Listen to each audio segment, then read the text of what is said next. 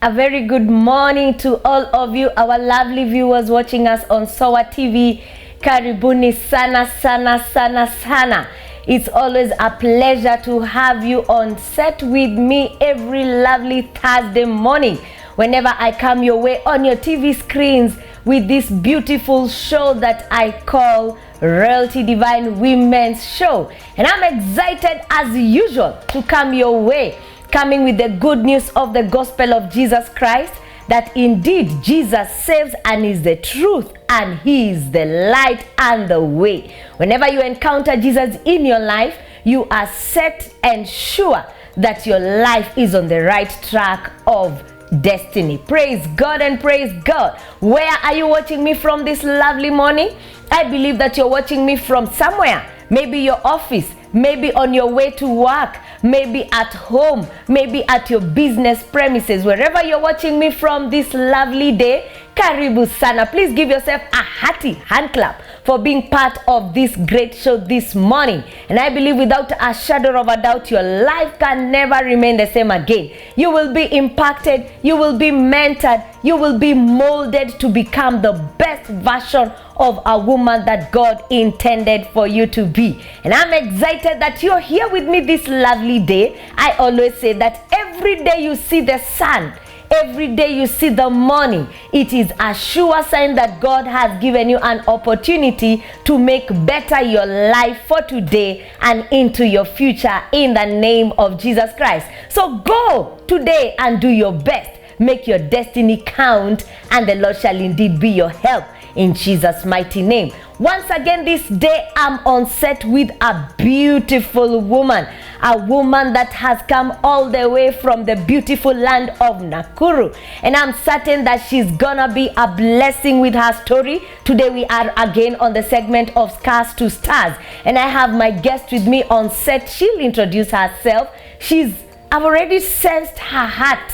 She has a beautiful spirit, a very calm spirit, a very beautiful, the way you sing her physically, it is exactly the way her spirit is. And I'm excited that she honored my invitation to be on set with me to give her story, a very touching story that she'll be able to share with all of you and make your life, get hope.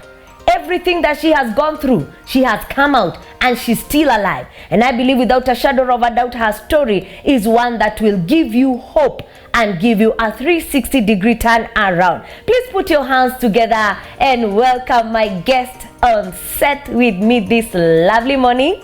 Karibu sana. Asante sana. Yes, indeed, you're beautiful. Thank you so much. You are glowing with the grace of God. Amen. And I'm excited that you honored, my invite to come and be with me today on set. Yes. Nimefurahi sana sana sana sana. Coming all the way from Nakuru is no joke. Yes. There is distance, there is time, there is transport, and there is you leaving everything just to come and be here with us this morning. And I really, really appreciate. And please feel at the feet of Jesus. We are here. This is Sound of Abundance TV. Karibu sana sana sana sana sana. Asante. Please let us know your names, your beautiful names, and where you come from, and just tell us about you. Thank you so much. Yes. Once again, SOATV, and my pastor here, Pastor Julie. Pastor Julie. I'm so grateful. Yeah. God bless you, and I feel at home here. And first of all, before I go far, my name is Shee Gathumbi. Wow. Or Lydia Wajiro Gathumbi. She comes from Wajiro. And I'm from Nyeri, Odaya, but I live at Nakuru. Wow. That's where I came from today in the morning. Yeah. Wow, that is awesome. We once lived in Nakuru, and that time Nakuru was termed as the cleanest city in town in Kenya. Was it in Kenya? Even today it is still. Yeah. Nakuru had some certain kind of cleanliness. Ilikuwa tu safi. It's still clean, eh? Yes. Yeah, we once lived there for 1 year, me and my family, and it was a beautiful time we had there. Wow, that's great to know. Yeah, karibu sana. Thank you Asante. once again for your time. Yeah. Thank you for sacrificing to be here. This is Royalty Divine, Oh, yes. a women's show that is entirely meant to mold, inspire, mentor, and make the woman become the best version that God intended for her. Women are people of great virtue. Women are people of great, greatness. Greatness dwells in them. Oh, yes. They receive, they incubate, and they deliver a living being. And so there are women, there are people who need to be nurtured, and so much is inside of them. So Royalty Divine is just, that platform that wants to remove that thing that is in the woman, that is imefichwa huko na the cocoon of fear, the cocoon of bad past, the cocoon of bad present, the cocoon of challenges of life and all that. So this is a women's show, and I believe you being here and being a woman, you're going to touch someone's life.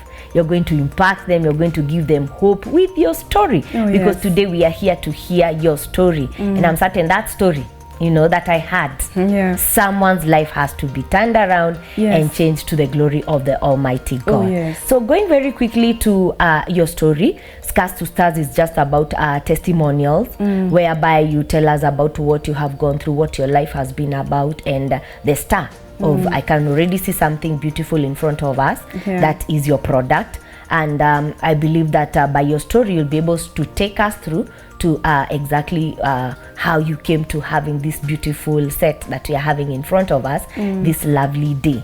So very quickly, tell us your background, how you were born. You're from a family of how many? Are your parents alive? Are you married? Just tell us about Shee from, I love it. I love the Shee. It's beautiful. More than Lydia and more than Gathumbi. Just tell us about your childhood background. I was brought up in a family of 9. I have mother, my father, they are alive even today. And I'm the fourth born of the family, being the first girl. Oh, you're the first girl. So I grew up in a family where I see my mother struggling. I saw my mother struggling with the responsibilities. And my father was there, and he was able, but he was not providing wholeheartedly. So I grew up wanting to help my siblings and also wanting to help my mother. At that time, even duty calls. I know. So you have to be there, whether you like it or not. So I was taking some of the responsibility of my mother, and I felt like I was denied, some time of my childhood. So I grew up with that mentality. Okay, let me ask, how did, at what age was that responsibility? When did it start dawning on you? Around what age? Primary? What age? If I can remember very well, we were used to even taking care of the children behind us, like our siblings, taking care of them when our mother are not around, when the parents are not around. So that started in a younger age. Primary level, let's just say. Primary level. Okay. Okay. So apparently nine kids. That's awesome. Mko wengi vizuri. Tuko wengi. And it's, having a big family is a blessing also. But also, probably that's the reason as to why daddy was not able to take care of all of you well. Because, the number was a little big. Would you say that was it, or it was just his nature that, watoto ni wa mama? It was kind of like that, because it was not happening only in my family. Even today I see men avoiding their responsibilities. So it's like a trend. You see, so the woman is, like left to take all the responsibilities of the family. That's right. Bringing them up and even providing for them. What that should not be. For me, I feel like that is not supposed to be, because God brought the two to be like helping each other. That's right. Yeah. Okay, so you mentioned and you said that you got into the responsibility of your mother way too early. What were those responsibilities? Was it house chores? What was it?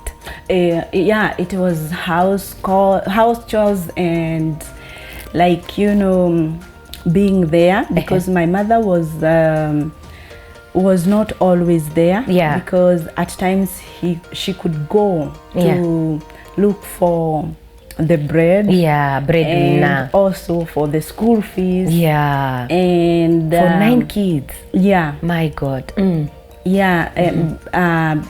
at the same time, my mother was bitter. Because my father was supposed to be providing, and he was not, and he was able, and he was not providing. So at times, if we made something, if we made mistakes, we could be beaten, you know, and we could feel, you know, like it is out of bitterness. That's like today I know, not at that time, but today I see that she was not doing it alone. She was having that bitterness. It was like a pattern. So is she alive? Is your mom alive? Yeah, she is alive. Wow. And I love her so much. I know right now as a mother, because you will tell us, you know, you were along the way you became a mother, you understand that what she was doing was out of love, and out of also of stress and pressure of life and all that. Oh, that's awesome. So your childhood, was it a normal childhood growing up? Just carry on the story now.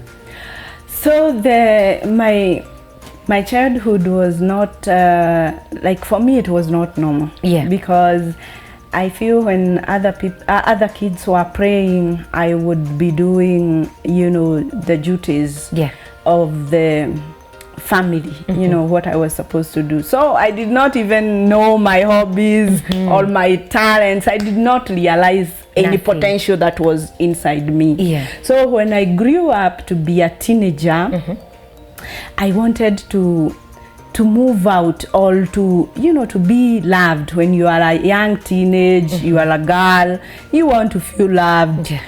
So I got an attention from a man. At that time I was in Form 2, and he was older than me.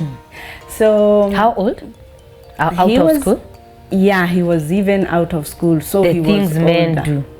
Sasa anatafuta nini kwa school girl? So so it was like, so for me it was like an escape. I felt like I needed to move out a lot, you know, in this pit of a lot of problems. There is poverty, there is responsibilities, and there is no happiness, there is no love, there is no peace, and I felt like it is now time to move on, like to get married, to be loved. Imagine at Form 2. I thought that was what would happen later. So after that I got pregnant for the same man. And I got pregnant when I was 17 years old. And that did not go well with my mother, because my mother was really trying in our family. And she was the one who was carrying that burden of our family. So it also brought pressure to her again. And at that time, all she wanted was for her children to be people in the society. So she was trying, and she was like, she didn't want me to you know, not to leave school. She wanted me to complete school. So when I went back at home, she noticed. Oh, she noticed the pregnancy. She were you in boarding school or day school? At that time I was in day school. So there was, you know, like when you are young teenage, you have friends. So at that time I had friends, but I can't say that it is peer pressure that I got into that man. Yeah. It was just me, and maybe I don't know how to call it. Yeah. Maybe it is just fate. Yeah. And when I went, it was only one day that I went to see that man, and it happened that I am pregnant. Yeah. And after that, when I went back home, now my mother knew that I was very active because I was doing everything at home, farming, taking care of our cows and goats, and also taking care of the other children. All of a sudden, ungeweza. Yeah, so it happened that I am always lazy, and she wanted to know what is happening, and she told me we should go to the hospital. Yeah. So it was not showing at that time? Yeah, no, it wasn't. It was even younger than you can think. Hey, yeah, that is a true mother. 9 kids, no joke experience. Yeah. So it was like 3 weeks old. And we went into the hospital. And I remember when I was there at the receptionist, and my mother was inside in consultation room. Yeah. She was speaking to the doctor, and the doctor told her, if she's really pregnant, go and beat her well. Daktari akasema hivyo? Yeah. Really? So I was listening, and I knew my mother. She was tough. Yeah, she was very, very tough. When it comes to beating, she will beat you like there's no tomorrow. So I stayed there, and I was very, very yani nilikuwa najua kabisa I'm not pregnant. Oh, you were sure? Yeah, I was sure that I was not pregnant. So wakati nilichukua hizo test, nikafikiria it will be negative. Yeah. So unfortunately it was positive. Yeah. And because I overheard the conversation, the doctor and my mother, my mother came out, and then she showed me, and I was like, what? I wondered, and I was like, now I don't know. I was inside my head thinking and looking for a solution, but I couldn't figure any solution. And so when we went outside, my mother suggested that we go in a hotel. Yeah. And I told her, I don't feel like going in a hotel, so do this. Give me my money. I go buy something I want to go buy outside the hotel. Still she was calm? Yeah. So when she was inside the hotel taking tea, I fled. I took a car, I took a matatu and went to the guy. And I told him that I am this and that. Yes. And it is like this. And he told me, no, you can't tell anybody because you are a minor. And if you tell it to your parents that it is me, they will take me to police. Yeah. So you just go back to school because it is not showing.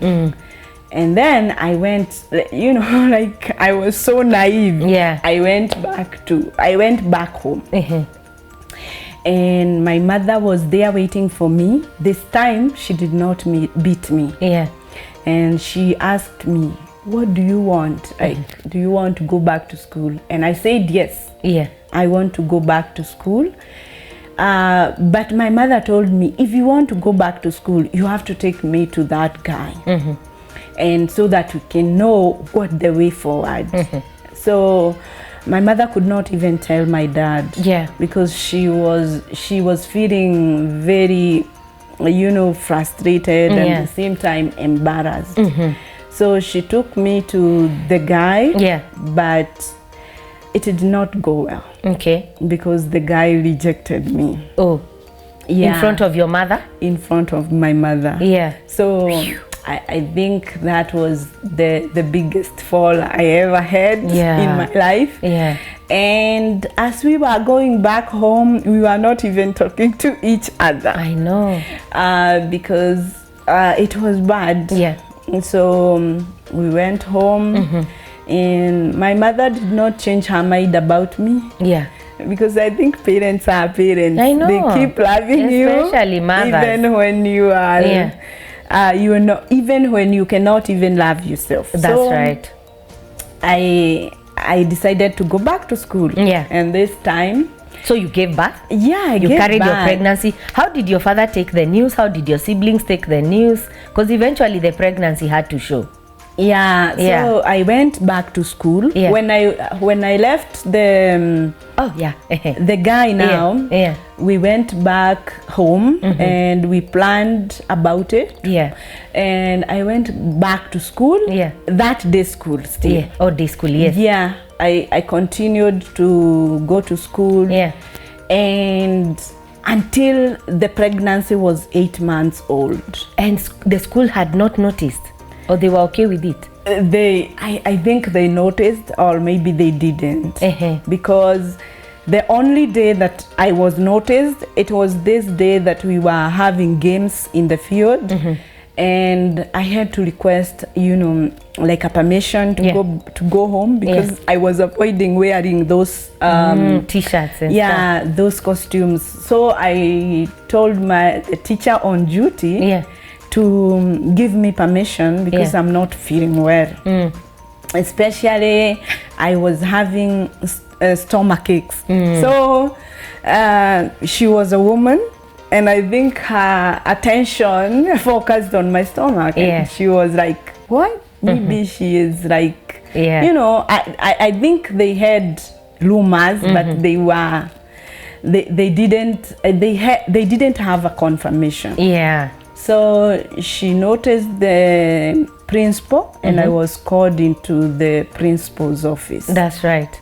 And when I went there, the principal asked me if I was pregnant, and I was telling him no. Yeah.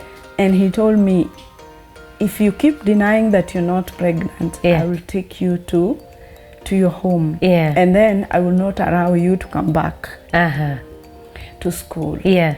So I was like, I didn't want to make it a big deal. Yeah. So I told him, because I knew even my mother is aware about it. So, and he gave me courage somehow, because you told him the truth. Yeah. You accepted. He told me that this Lydia is your product, and I know of many girls here who have aborted, but don't go that way, because one day you will be proud of your product. Wow, just hold it right there. We are going on a short break. The second part of the story is wow. Please don't touch that dial.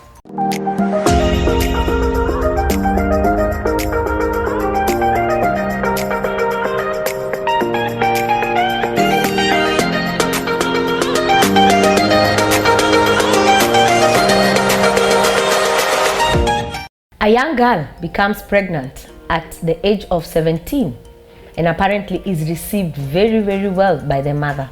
Mothers are always caring and loving. That is the story of our guest on set this morning.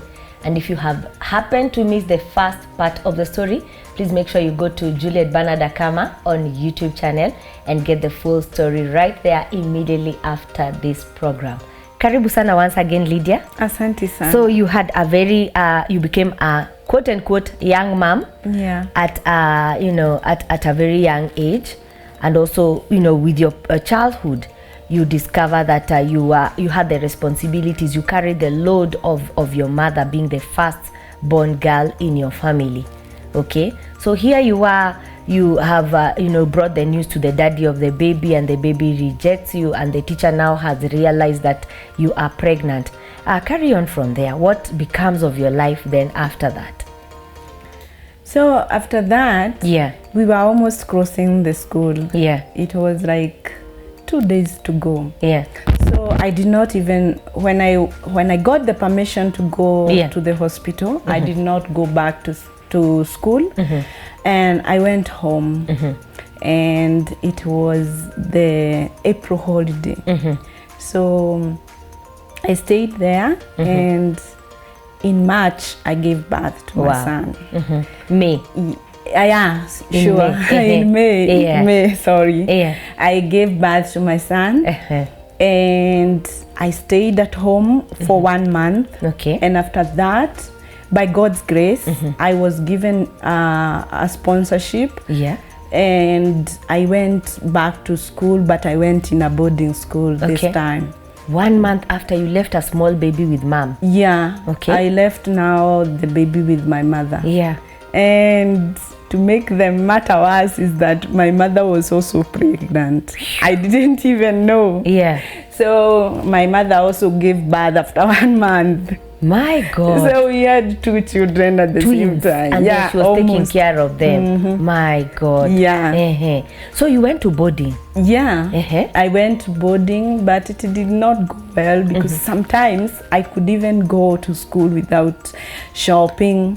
So even getting the attention from men was an advantage for me because I could be able, they could be able to give me money. Okay. So that's how I was introduced into, you know, having men in my life and having that privilege and being given money. Yeah. And at times, I was in Form 3. Yeah. And in Form 4, I already knew that I can be given money by men. So I did not stay at home even when I completed Form 4. I moved to Nakuru. Yeah.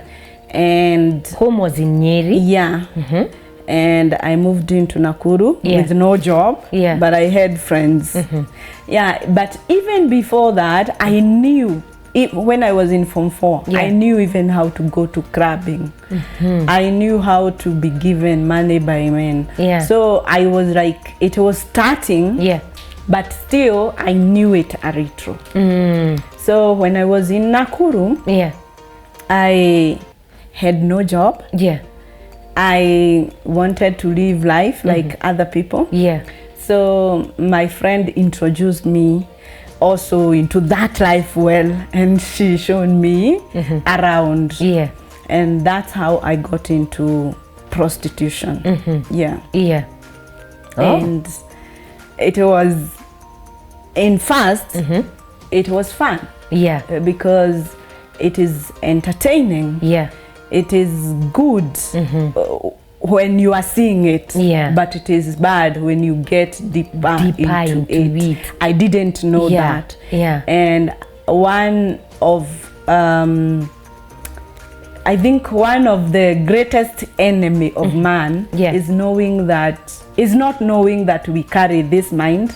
And there is things that you keep seeing, keep hearing, keep doing, and you get addicted into it. That's right. So I didn't know that I was getting addicted into those habits. Okay, let me ask, what was addictive? Was it the action or the money? What was addictive is money and easy life and entertainment. You know, because you would go clubbing, and get having fun. That is what is addictive. Because for sure, like a human being, we have a guilty conscience that is telling us do not do the wrong thing, but we keep doing the wrong things because we are only humans. That's right. So at that time, I was getting deep into it, and I went far because I went like 5 years into it, and then getting introduced to even dragging men.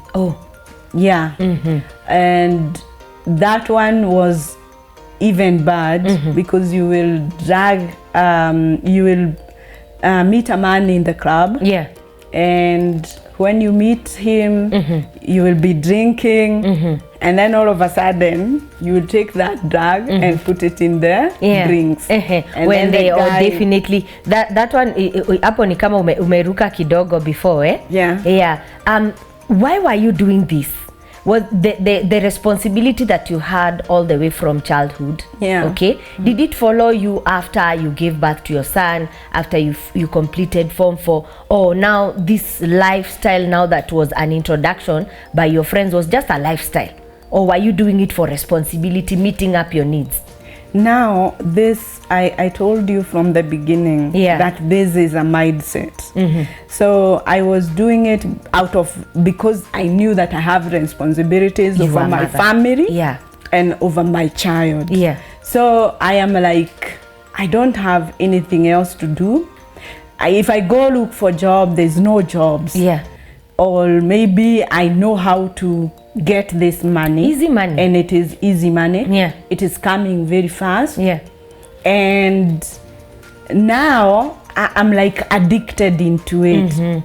And so when I get that money, I save money at home, and also I keep some for myself. Of course. And it helped me because I even took my child from home.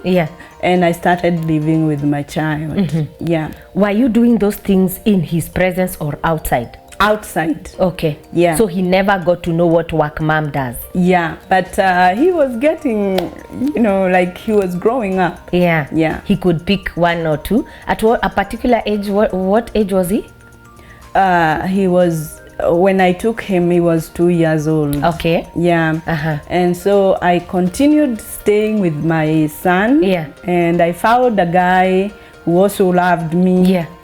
And he started taking care of us, but he was also married. And in the middle of taking care of us, he realized that I'm not satisfied with the retro money.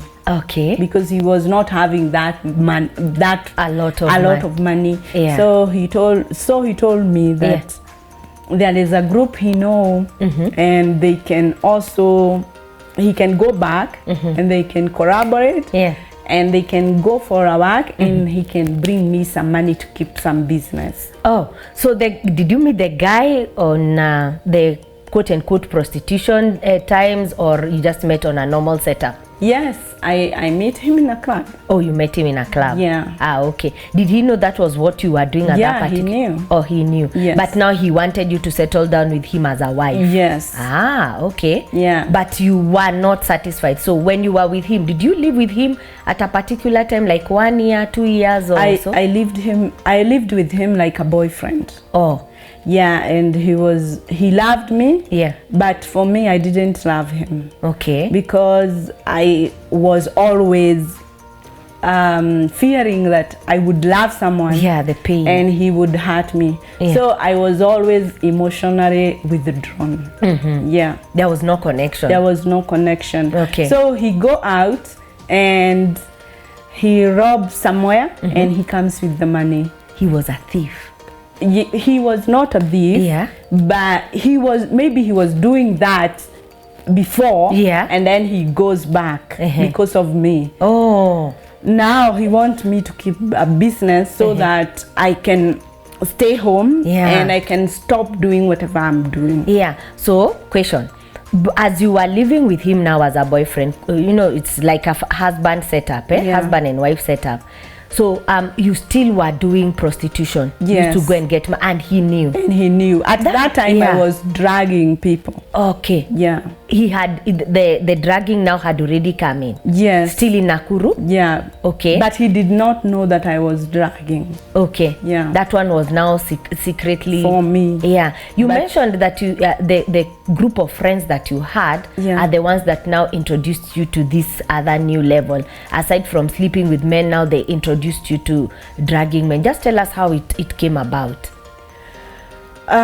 We met these friends at a club. Yeah. They were from Nairobi. Yeah. Here now. And this city. And now they told us, instead of men taking advantage of you, you can take advantage of them before they do that. So here, and you will be having so much money. So it was a good idea. Imagine.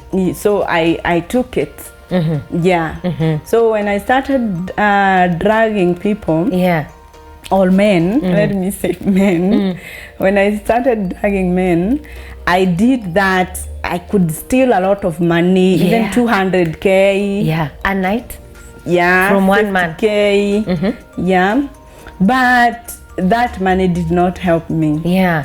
Because it came, found a lot of problems, paying bills, debts, yeah, and fun, and maybe helping the family, yeah, and my child, yeah. And then because maybe this is an easy money, you hope that tomorrow also you'll get some more. Yeah, yeah. It was a habit. It was a trend. You know, it was a pattern, and it was a lot about to do with just chasing the weed and vanity and not doing anything productive. Yeah, it was bad because sometimes you may even I may even meet some bad people, and maybe we will, you know, have conflictions, and it would not even go good. Okay. Yeah. One incident that went bad.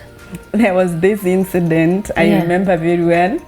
I went into a club and this guy liked me and he took me and we went into the room. Yeah. And now I want to drag him. Yes. And I have my you know, I have already brought with me a drink. Yeah. So for him. Yeah, for him. So he did not take.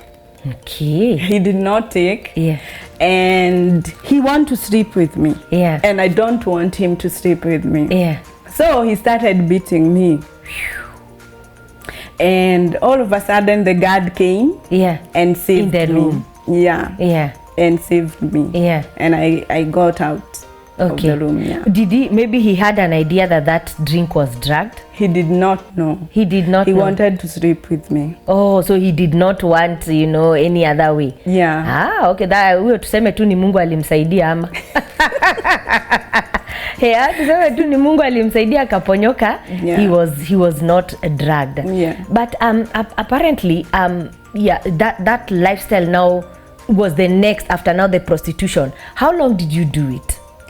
I did it almost now the everything the at that course I did it like 9 years. 9 years. 9 years. The dragging or both? Yeah, and I thank God because today yes, there is memories, and there is scars, but there is a lot that I could have gone through, and God prevented it. That's right. Yeah, because even that life of prostitution sometimes can even bring even the diseases. Yeah. And I did not get that. You escaped. I escaped. Wow. Yeah. That was God. That was absolutely God. And we really thank God for it. How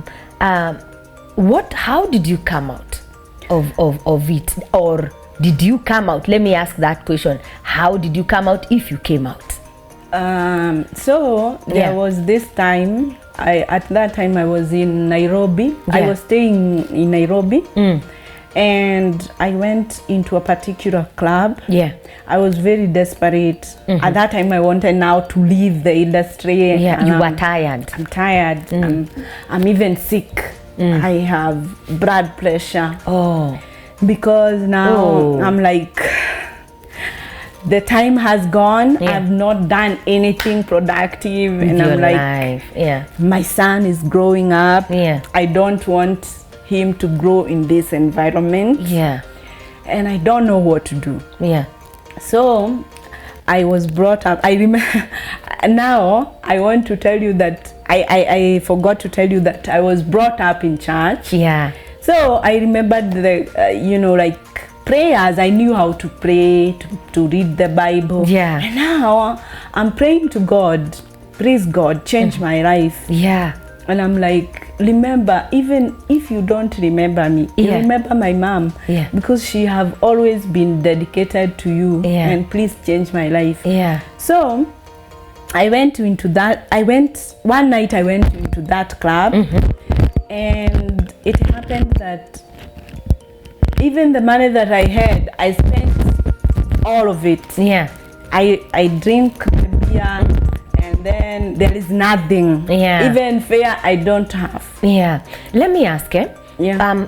In that manner of lifestyle, so you take yourself to a specific club, or there are different clubs? And aside from drinking, were you doing drugs also? No. Were you into any drugs? I was not doing any drugs. Yeah. And I can go to any particular club I want. Okay. Alone or with a group of girls? I can go alone. I didn't like to go with the, a group of girls. I liked my own company. Yeah. So I'm like there, it's 5 in the morning, and I'm drunk. Yeah, completely. I'm drunk, like drunk. So I'm seated in the counter, and there is a guy who is approaching me and telling me he will buy me a drink. So I tell him to buy me. Yeah. And then all of a sudden, with the alcohol now, yeah, I took the drug and I put it into his drink. And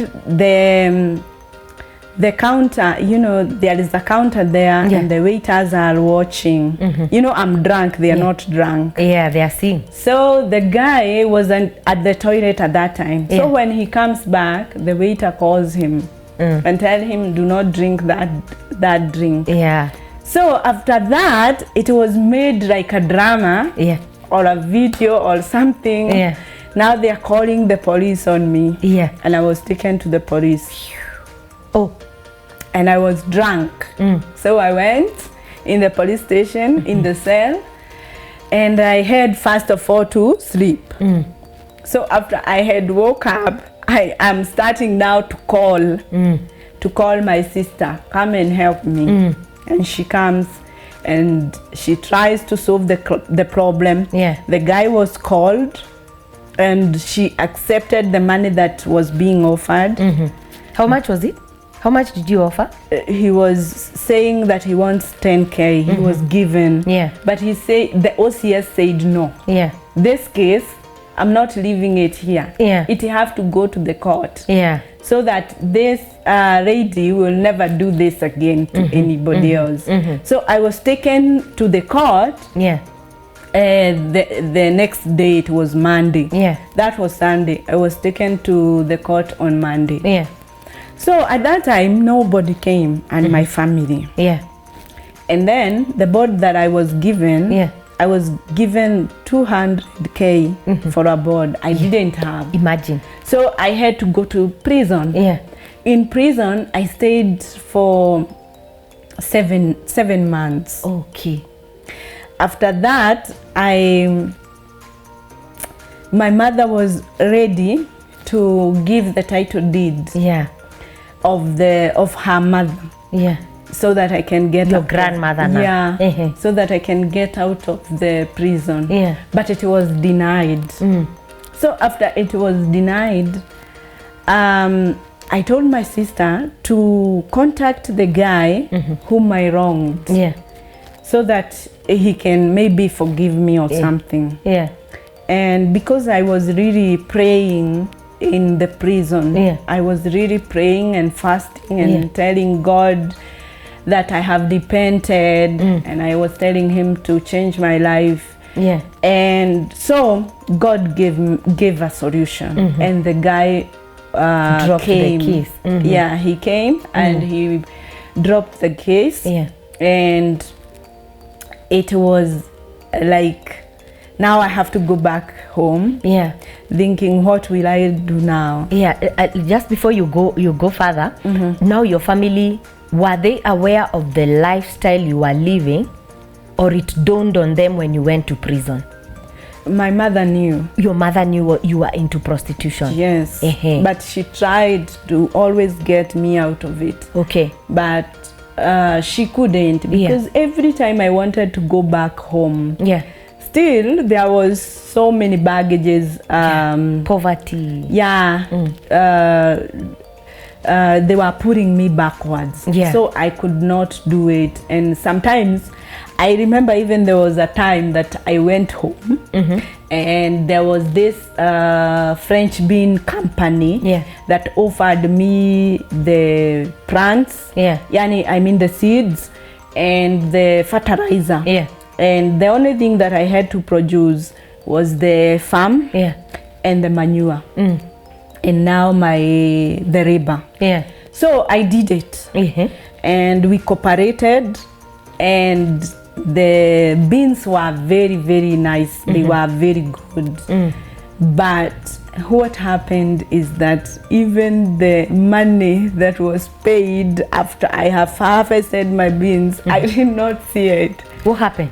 Because my mother took it. Yeah. It was written in her name, so she took it, and she said that it was for everything that was going at home. Yeah. So you see, those baggages were pulling You went me. back again. So I went back, because if I'm doing this work in vain, I cannot do it. And I was not even keen to observe those patterns. Yeah. Yeah. Which prison were you in? I was in Thika prison. Thika prison. Yes. That particular time you had left during, is this the drug that I hear being called mchele? Yes. Oh, it's the mchele thing, eh? Yes. Okay, so from the time you were introduced into the mchele business, Yes. now you came to Nairobi or you came to Thika? I came to Nairobi. You came to Nairobi? Yes. So when you were arrested, you were in a club in Thika, or how did you find yourself in that prison? Yeah, between Thika and Nairobi. Ah. Yes. Oh, okay. Yeah. So you were in prison for how long, and what happened to your son? So my son was taken by my sister. Yeah.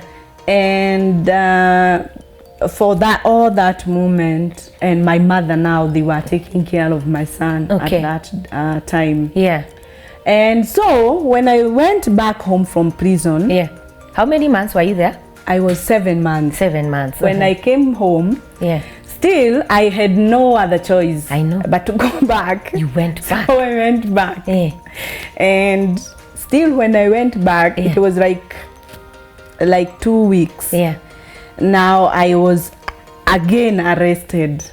And I was arrested by a guy I stole from 1 year ago. Haya, akakunotice ama kwa club. Yeah. So I went back to prison. And when I went back to prison, now it was like my family also is giving up on me. So I'm like, now I'm left in the hands of God. 2 weeks after you went back to prison? Yes. Hey. So I stayed there for 2 months. And I contacted the guy. Still he came and he forgave me. And he withdrew the case. You were charged on what account now? Dragging people. So it was like almost murder. So now the only sign that I saw that this is God who want me to live this life, it was because the prosecutor and the judge who charged me before the first case now was this they were the same people who charged me the second time. Yeah, the second time. So it was like a wake-up call. Don't go back to that life. Yes. And God still gave me another chance because he gave me a job in Egypt. Okay, before the job in Egypt, how was life in prison? Life was bad in prison. You still the same prison, Thika, twice. Yeah. It was bad, and at the same time, I feel like it was so good. Because at least I got time to reflect and become sober. Yes, because I realized that in this life you can be very, very busy chasing money. I know. And forget yourself. That's right. Yeah. So when I went inside the prison, I had time to reflect and to go back to God. Yeah. So you gave your life to God or in not prison. Yet? You did? Yes. Wow. The second time or the first time? The first time. Ukarudi tena chini? Yes. Yeah. And the second time? Yes. Were you serious with the second time, you would say? Yes, I was so serious. And that is, I think also God wanted to see how serious I am. Because that is when he gave me a job. Okay. How did the job come about? My sister, had an opportunity to go to Egypt. Okay, your younger sister now. My younger sister Since you said you are the first daughter. And she's the one who was staying with my son. Yeah.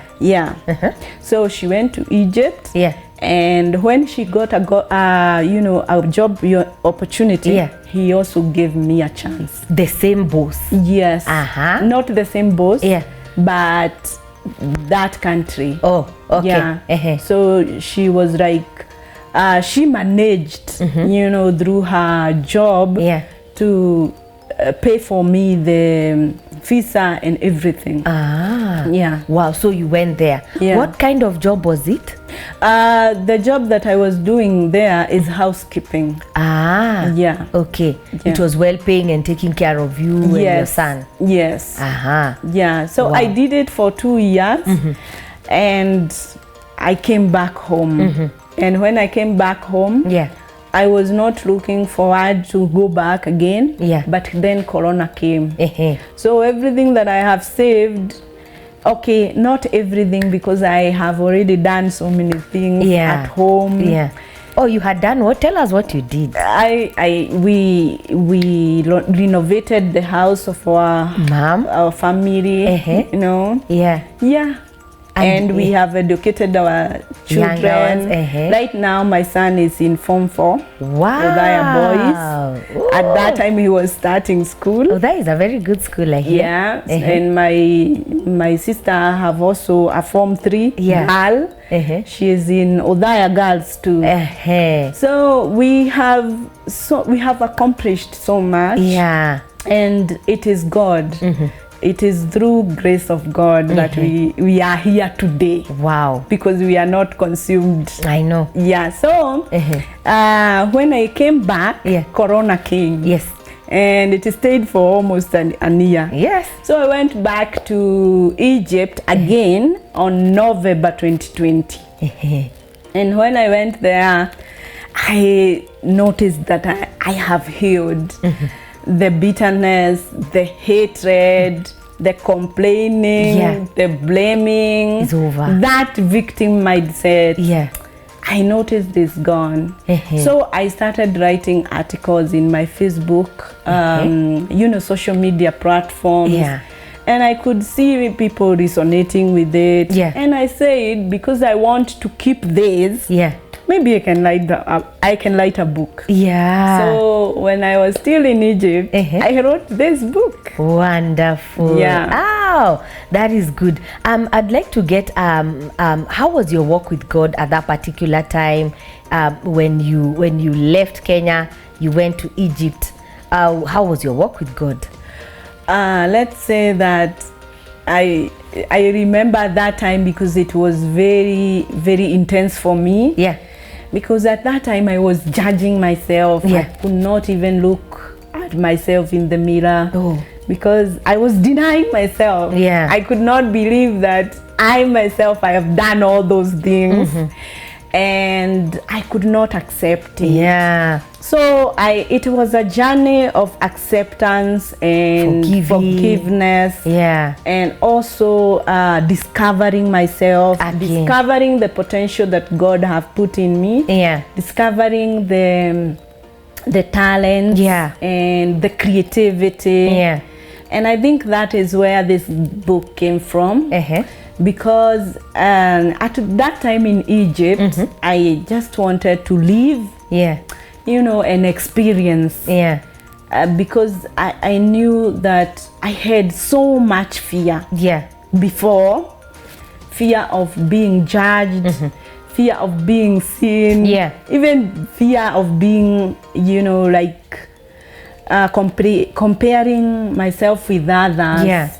And I think that was very intense to me because the comparison is also the thief of, your joy. So it was stealing my joy. And now that I have known myself, I cannot compare myself to others. And my journey, I cannot compare the journey of others with mine. Because I know that we all have different time zone to be also blessed. and to also even discover ourselves. Yeah. And when that change came, Yeah. Before it came, there was a battle in my mind. Yeah, that God helped you go through. Yeah, which absolutely, it is unto His glory. Yes. Let me ask, how long have you been clean from all the alcohol and that life now? Let's say like 5 years. Wow. Yes. 5 years of cleanliness. Yes. 5 years of soberness. Yes. 5 years of living a life that is free of self-judgment and self-victimization and all the things that you went through. And you have said that this is something that you personally did for yourself. So you never went for any counseling anywhere? I didn't go for counseling, yeah, but I was, I remember I was listening to ministers, yeah, of the word. Mm-hmm. I was also reading books. Yeah. And I was reading, at that time I was reading Crashing by T.D. Jakes. Yeah. I also read books by Sarah Jakes, the daughter of T.D. Jakes. Sarah Jakes? Yes. Mm-hmm. She was, at that time, I could listen to her story, yeah, how she got a child at 13. Yeah. So I felt like this battle, it was only mine. Yeah. And then when I looked at her, yeah, I knew that even her, yeah, she have fought. Wow. So even me, I was so strengthened. Yeah, I was so inspired. Yeah. And I had the strength, yeah, to go on. So I was listening to the word. Yeah. I was also reading the word for myself. Yeah. Fasting. Yeah. And also praying. Yeah. Yeah. The temptation has never come again. Yeah, you said it's an addiction, mm-hmm, one, yes, and it's something that you find yourself getting deeper and deeper into it. In those 5 years, the temptation absolutely has never come back again. Yes, and I think the only thing that have helped me, yeah, so much, yeah, it's because I changed location. I changed location, yeah, from where I was, yeah, in Kenya. Uh-huh. I went, yeah, to Egypt. Yeah. So I stayed there for 2 years, and I go there again, mm-hmm, stay for 2 years, mm-hmm, and then come back. Yeah. That is what helped me heal, yeah, and also want to become the best version of myself. Wow. Yeah. Wow. That is absolutely life transforming, and your story is quite a story. Yeah, and we thank God for you're still here with us. Yes. You have said God, ulitoroka. God, yes, helped you escape even the diseases, true, that could have gotten you when you were outside there. Yes. All right. I want you to speak to someone.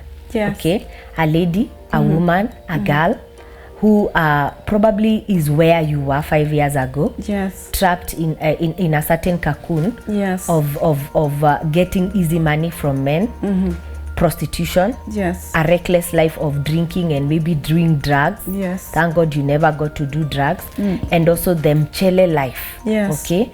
We know that is something that is very common nowadays. Yes. We are hearing it all over, that is what is happening to men. Yeah. Yeah, outside here. Just look at the camera in front of you and just talk to that girl, talk to that lady, talk to that woman who is hooked up to it. Yeah. What is the advantage? What is the disadvantage? And what would you tell them, having been there and, yeah, now out of there 5 years clean? Yeah. Yeah. So that life, I was motivated by, chasing money and just getting easy money. Yeah.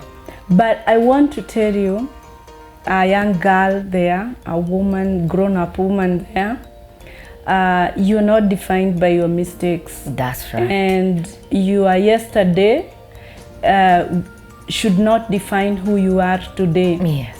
Because God got you today, mm-hmm, and you came from God. Yeah. Your originality is from God. Mm-hmm. And He's the one who created you. Yeah. The Bible says in Jeremiah 1:5 that before I formed you, I knew you. Yeah. And I consecrated you, set you apart, mm-hmm, and ordained you. And, yeah, I made you a prophet over the nation. Wow. This word is not talking about a certain kind of group of people, mm-hmm, but it's talking to me and you. Yeah. So God knew you, even where you are right now. I don't know, maybe you have fallen, maybe you are still down in your mistakes, but I want to tell you that God still loves you unconditionally, because He is your Father and He loves you so much, and He is willing anytime, this minute, to have a reconciliation with you. Oh, wow. So your value and your worth only comes from God, not people. Do not listen to the negative opinion of people. They don't define you. God is the only one who defines you. He knows your future. Girl, you're talented, and you also have creativity. You also have potential that you are yet to unleash. So look within you and know that God still dwells with you and dwells in you, because your soul belongs to God no matter what. So just get out of your mind. Do not judge yourself. Forgive yourself. Accept yourself the way you are, and do not hide anymore. Do not hide anymore, because God is asking, where are you, so that I can send you. He wants to send you because He knows that there is something unique inside you that you will take to His people. So dust yourself and stand up, because God has your final word. Wow, wow, wow, wonderful. That is very intense. Can they reach out to you in case someone wants to talk to you? Maybe they feel that they connect with your story and maybe they want to get a one-on-one with you. Yes. Is it possible? Yes, it's wow. possible. That is an open door that you have gotten. So we'll be able to share her contacts down there, and then maybe you can reach her on her social media handles. We'll also share them down there. You can inbox her. You can go to Instagram and all that, and then you can talk to her one-on-one, and maybe she can help you through the journey. If you're stuck where she was 5 years ago, she has been free, and she is free forever for the past 5 years, going into her future. And I believe without a shadow of a doubt, you, where you are stuck, that kind of lifestyle is not the lifestyle that pleases God. Let's just be frank with it. Yeah? Sure. Is God really intends that you come out of it? And I'm certain that having had our sister right here in the story, she can be able to help you out. Make sure you contact her and make sure you inbox her, and she'll be able to take you out of it by the grace of God. The God that helped her will help you too. Oh, yes. Oh, yeah. And tell us a little about the book in a nutshell. 2 minutes, 2 seconds. Yeah, this to me is very beautiful. Yeah. The book is called The Secret Is Out. Oh, yes. Hey, it is beautiful. It's a very standard book. Thank you. Wakenya ampendi kusoma, hii mtasoma. Yeah, you have to read this one. It has very legible writings inside of it, and I'm going to get a copy for myself because I want to know the secret is out. Oh, yes. Definitely what she has told us here in less than an hour is fully captured in a bigger book. Just tell us about the book and what it is all about. The book is about my life story. Yeah. The life lessons that I have learned. Yeah. And like knowing the goodness of the Lord. Wow. Because sometimes we stay in that lack mentality, not knowing that there is an abundance mentality. Yeah. That God will provide all our needs according to his riches in glory. Yeah. Wow. It's saying here, switching from the victim mentality to masterpiece mentality. Oh, yes. What is that? When I was writing this book, I was inspired by Jesus Christ and his disciples. Yeah. And a lot of times, like disciples, we are into that victim mentality. That's it. Because if you look at Peter, he is cutting the ear of the guard or the soldier because he's inside that victim mentality. He doesn't want Jesus to complete his purpose. Yeah. So this masterpiece mentality is that Jesus will take you. You have to be a follower of Christ. That's right. And you have to do like Jesus is doing. Not only doing, you have to think, talk, and also do. Wow. So that you can become a masterpiece. Because when you think and you don't, when you think and talk, you don't do, then your life cannot change. But if you think and talk and then do, your life can change. Why? Because it is a habit. If today I say that I will change a habit, today I will stop complaining. Today I will start being grateful. That is a habit that I have made. And that will make me become a masterpiece. Because the more I'm grateful, the more I will see opportunities. And the more I will feel also blessed. Wow. I absolutely love that. I love already this chapter 8, which is talking about nothing changes until we change. What? It is deep. And you know, very many beautiful things inside here. But personally, I can't wait to, you know, just grasp the wisdom that God dropped in your spirit. I'm at chapter 11, where is the courage is the first step. Wow. This book is indeed a masterpiece that will help you move from the victim mentality into the masterpiece mentality. And I love the passion. You know, when a woman discovers herself and the purpose that God has built inside of them, why you are, the passion that comes when you express yourself is beautiful. Have you just seen how she's spoken the last? I've not seen that energy when she was giving the story, you know, because that is past. But now the present is this life that she has shared here, and she's one person that is influencing women and children and other people in our destiny now to become the best version, as she has said that God intends for them to become.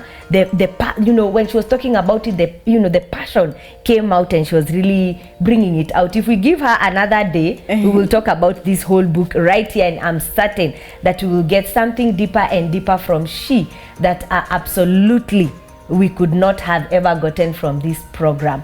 So I'd like you to have a parting shot as we round up. Just in 1 second, 2 seconds, just speak to someone, speak to a child, speak to a young girl, high school, being influenced by friends, speak to someone who's influenced, mtu mzima tu, you know, influenced by friends. Just a parting shot as we round up. I want to talk to you wherever you are.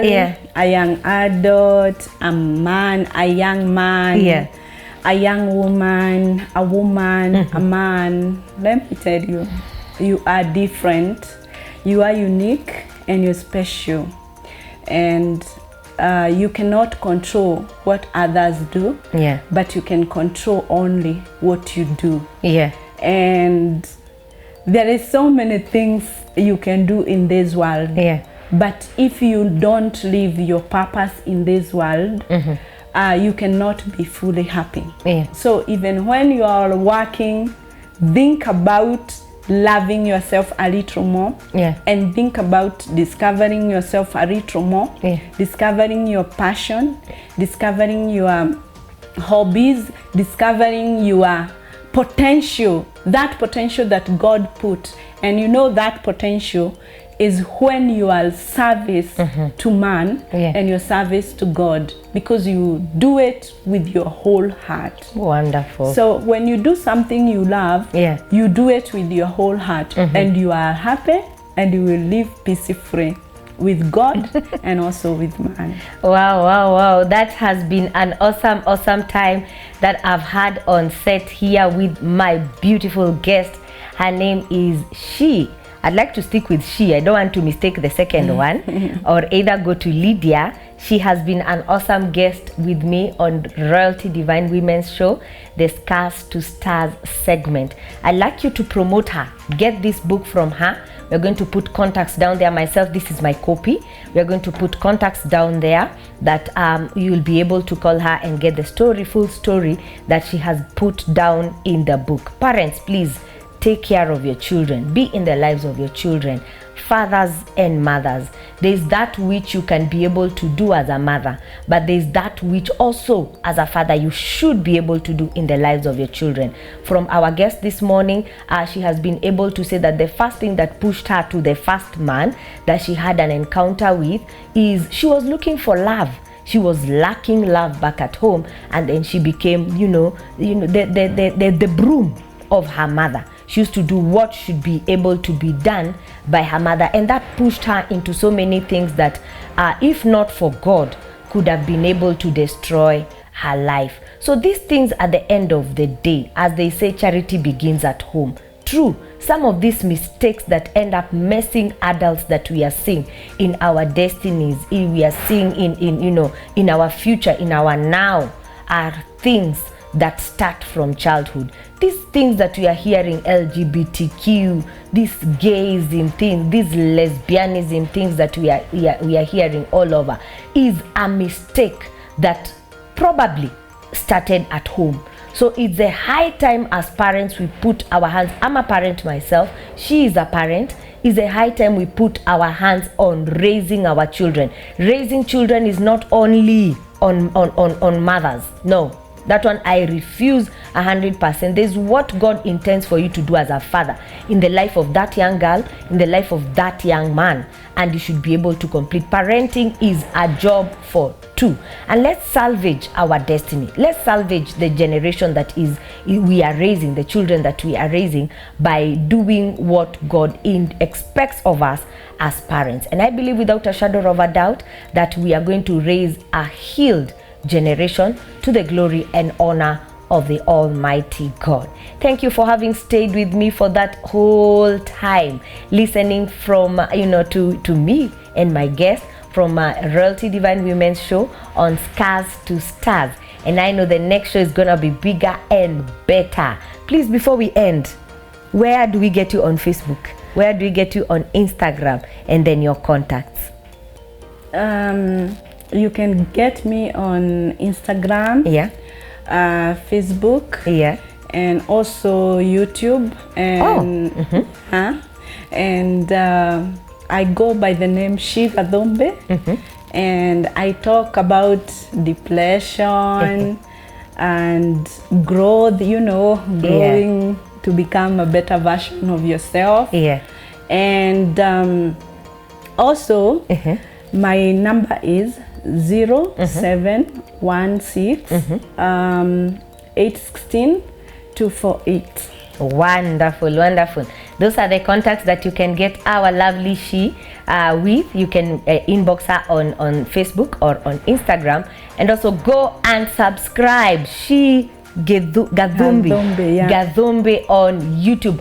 Go right there and subscribe and get the content that she has on YouTube. And as well, buy this book. Buy it for yourself, buy it for your daughter, buy it for a lady in your life, buy it even for a man who is struggling with one thing or the other. And I'm certain that by the grace of God, God will help whoever touches this book in the mighty name of Jesus Christ. Thank you for watching Royalty Divine Women's Show, where we build a lasting distinction. Keep watching SOATV, touching lives with the power of love. Shalom. Have a lovely day. God bless you.